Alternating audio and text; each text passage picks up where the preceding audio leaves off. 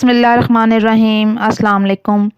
आज का जो हमारा टॉपिक है वो स्किन से रिलेटेड है कि हम अपनी स्किन को कैसे हेल्दी बना सकते हैं, कैसे खूबसूरत बना सकते हैं और कैसे ग्लोइंग बना सकते हैं।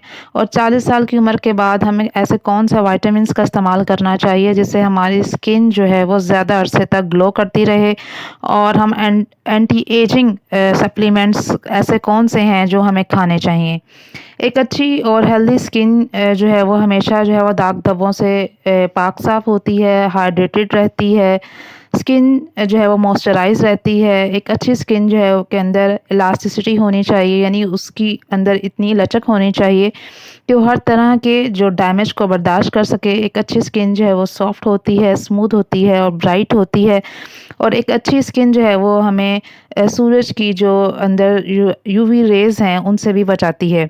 अगर हमारी स्किन हमें यूवी रेज़ से ना बचाए तो हमारी स्किन जो है वो दाग धब्बों का शिकार हो जाती है। अक्सर लोगों के जो चेहरे पर झाइयाँ पड़ना शुरू हो जाती हैं।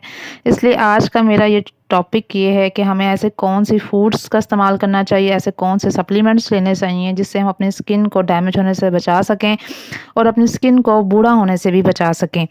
सबसे पहले मैं आपको ये बताते चलूँ कि कौन सी ऐसी कंडीशंस हैं जिसमें अक्सर स्किन जो है वो डैमेज हो जाती है। सबसे पहली स्टेज होती है जिसे हम कहते हैं प्रेगनेंसी।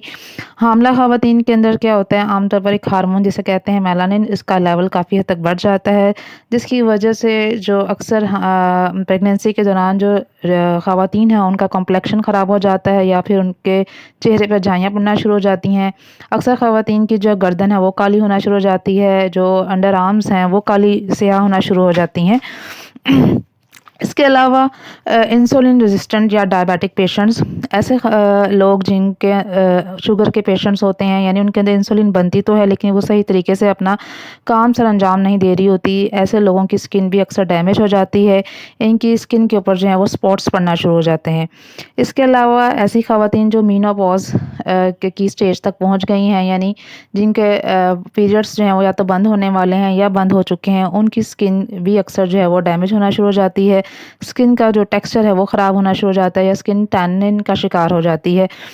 तो आज मैं आपको बताने लगी हूँ कि हमने ऐसी क्या चीज़ें अडॉप्ट करनी है जिससे हम तमाम मसाइल से बच सकें। सबसे पहले तो हमें ज़िंक का इस्तेमाल बहुत ज़्यादा करना है।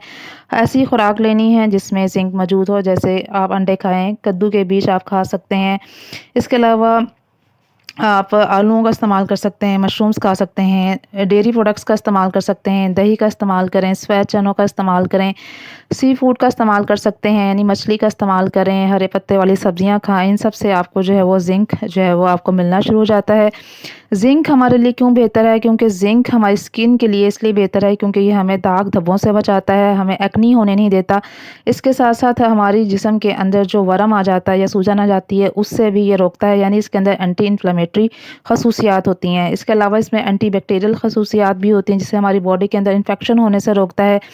इस ज़िंक जो है वो हमारे जो हेयर है उसकी ग्रोथ को बहुत हद तक बेहतर कर देता है। हमारा जो स्किन की टोन है उसको बैलेंस करता है, यानी अक्सर लोगों की जो स्किन टैनिन का शिकार हो जाती है, यानी कहीं से काली या कहीं से सफ़ेद नज़र आती है, उस स्किन की इस टोन को बैलेंस करता है।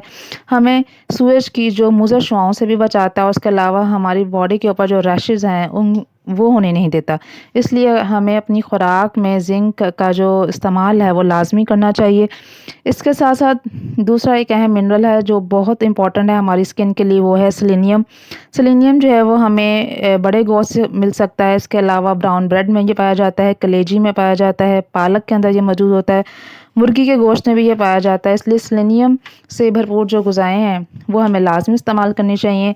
सेलेनियम जो है एक एंटीऑक्सीडेंट इसकी नेचर होती है, यानी ये हमारी बॉडी के अंदर जो हमारे सेल्स हैं उनको डैमेज होने से भी ये बचाता है। हमारी जो ज़हनी काबिलियत है उसको बेहतर करता है, यानी कॉग्निटिव सपोर्ट बढ़ा देता है। इसके अलावा सोचने समझने की सलाहियत हमारी बढ़ जाती है, हमारी मेमोरी को ये बेहतर करता है। इसके अलावा जो थायराइड ग्लैंड है उसके फंक्शंस को ये हमारे बेहतर करता है।